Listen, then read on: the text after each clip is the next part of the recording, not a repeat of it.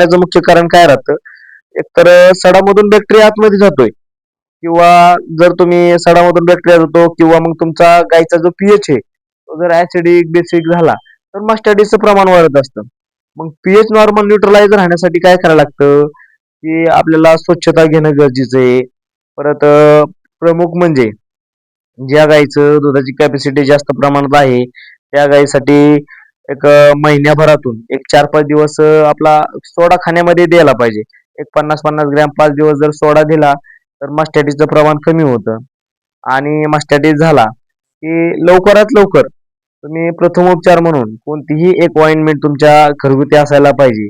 त्याच्याबरोबर पावडर वगैरे पाहिजे. त्याच्यामध्ये एमसे प्लस ट्रायसोमस्ट बऱ्याच कंपनीच्या पावडर ज्या त्या भागामध्ये ज्या त्या कंपनीच्या पावडर भरपूर चालतात. आपण काही कंपनी स्पेशलायझेशन करत नाही. पण ती प्रिव्हेंटिव्ह साठी पावडर, एक ऑइंटमेंट साडामध्ये सोडायसाठी ट्यूब कोणती पण एक पाहिजे. परत त्याच्यानंतर एक कासाला चोळण्यासाठी मलम, त्याच्यामध्ये हिलन, मस्टिलेप, विस्प्रँग अशा बऱ्याच कंपनीचं मलम पण आहेत. एक कंटिन्यू आपल्याकडं घरगुती पाहिजे.